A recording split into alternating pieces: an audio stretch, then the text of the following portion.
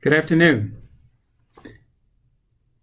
and welcome to Module 12, Fundraising. My name is Mel Washington, and I am the Director of the Small Business Development Center at the University of South Alabama, and I am delighted to be presenting this module to you this afternoon.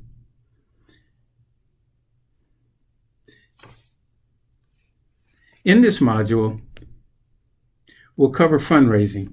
In it, you'll learn an overview of the different funding options available to startups. You'll also learn about funding opportunities available through I-Corps USA and the I-Corps National Competition.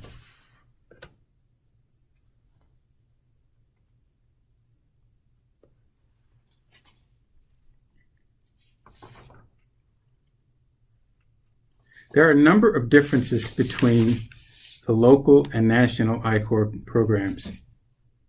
You're quite familiar with the local program at this point in the course. In short, you'll have 30 interviews as well as various assignments throughout the semester. You also get $2,500 towards various expenses, especially travel. You also get to work with an experienced teaching team, and you get the opportunity to network in our local market. The national program, on the other hand, has greater expectations that come with greater perks. You're expected to do 100 interviews, and you'll be eligible to apply for a $50,000 grant for your venture. You also get access to national networking opportunities, all of which is a really strong addition to your resume. If you want more information on the I-Corps National Program, please contact Dr. Chambers. As you can see, his email address is shown here on the slide.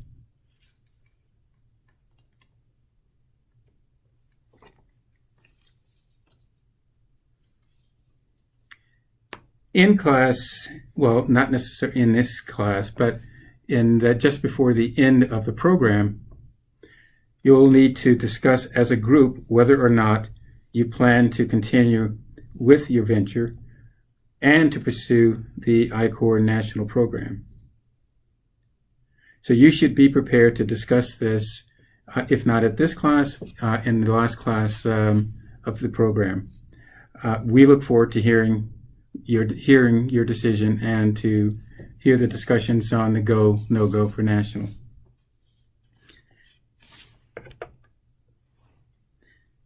Now we'll look at SBIR and STTR grants and how they relate to your work.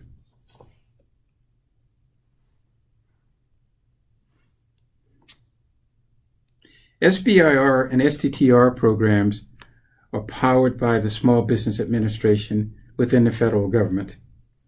SBIR stands for Small Business Innovation Research, and the STTR grant is the Small Business Technology Transfer Grant.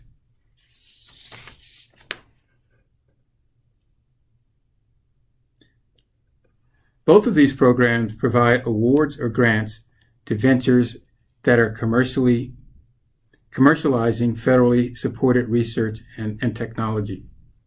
This includes, for instance, I-Corps teams working on technologies that came from the University of South Alabama's Tech Transfer Office. The SBIR is a program that encourages federal research and development that has commercialization potential. In short, the program offers awards and grants to early-stage companies that are developing innovative, commercializable technology or that are commercializing technology derived from federal research. Similarly, the STTR expands funding for federal research and development projects. It expands public-private partnership opportunities, and it encourages collaboration between the private sector and research institutions. Again, if you're looking for more information on SBIR or STTR programs, speak to Dr. Chambers.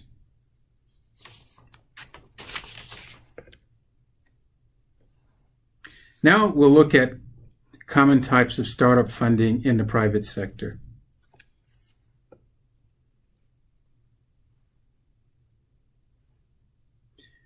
Most frequently, funding for startups comes in the form of equity-based capital. By this, it is meant that it is an investment in exchange for a percentage of ownership in the company. Financial capital is any monetary resource that is used for entrepreneurs and businesses to buy what they need to make their products or to provide their services. There are several ways to categorize types of financial capital, and here are 4 categories. Cash-based is the most liquid form of financial capital. We're all very familiar with it. It is cold, hard money that is able to be used at will. This includes bank accounts and cash. Debt-based is a lending approach to financial capital, and this can be in the form of a mortgage, a line of credit, credit card, or a loan from family and friends. Equity-based capital is money received in exchange for ownership in your company. These types of investors come in many shapes and sizes, and they include angel investors, family and friends, as well as venture capital, private equity, and corporate partners. Finally, grant-based is a type of capital called non-dilutive. This simply means that you don't give up any percentage of ownership in exchange for the company, in exchange for the money. These include various competitions and as well as SBIR, STTR grants.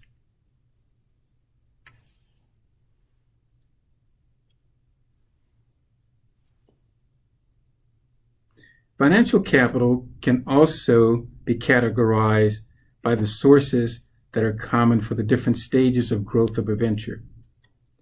We deal with this every day in the work that I do in supporting entrepreneurs. So, and it's particularly in the early stage, it's a challenge and to a great extent very difficult to get the necessary funding to build your to even start and build your idea and your company. But in the earlier stages, the most common sources include family and friends, crowdfunding, angel investors, and credit cards. In the growth stage, common sources include venture capital, private equity, corporate partners, and SBIR, STTR grants. And finally, operating capital can come in the form of lines of credit, factoring, which is basically lending based on purchase orders or accounts receivable, and vendor financing, which is receiving funding from a supplier or a seller of your product. Let me point out also that in each of these stages, debt funding may be an option to you.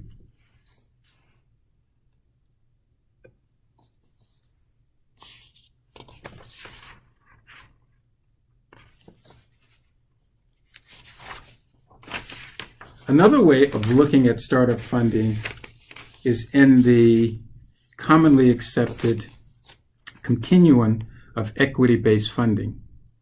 As you see, family and friends or angel investors is commonly the first source.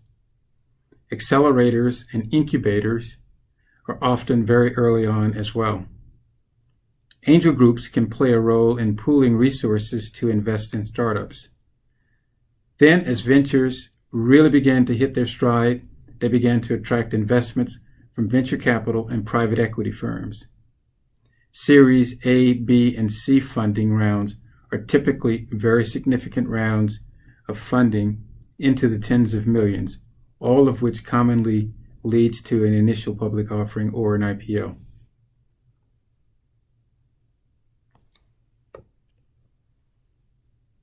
As you can see here, early stage and pre-seed funding is considered the leftmost portion of this continuum, with seed funding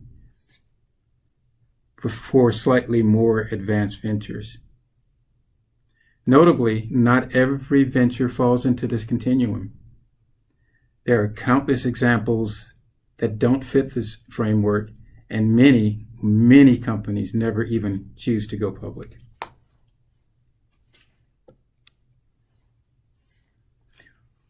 While many of these sources have already been touched on, it is important to remember that there are always new forms of funding out there. Crowdfunding is relatively new, and I'm sure many of you have heard of it. GoFundMe and Kickstarter lead the product pre-sale market. Also, family offices are increasingly getting into the industry of venture investments. Local funding competitions include the Alabama Launchpad and the Portal Fund, which is a local funding source for early-stage, high-growth founders that is run by Innovation Portal.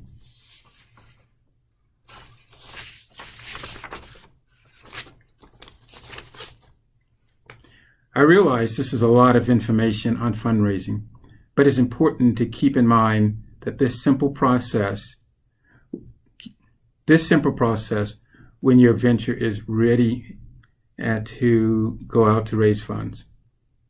First, you need to thoroughly consider and calculate how much financing you need. Think of this in terms of a runway or the amount of time the money will allow you and your team to work on full time. Next, develop a strategy for various fundraising targets. These could be specifically family members or local angel investors. Regardless of who it is, be sure to develop some plan around your ask. You must plan it. And finally, get your meeting on the calendar and make your pitch. And remember, practice your pitch. And finally, a useful resource when raising money is the platform F6S. Many of you may have already heard of it. It is a great place to find, connect with, and apply for funding from accelerators, incubators, competitions, and various venture funds. Because this is a global research, you may also be able to find a fund that invests specifically in the industry within which your venture is working. Take some time to look through this resource individually and as a team. Well, it has been a pleasure presenting to you. We have provided you with a lot of information on fundraising. If you have questions at any time, please feel free to contact me at mel.washington@ua.edu. Again, it's mel.washington@ua.edu. Thank you.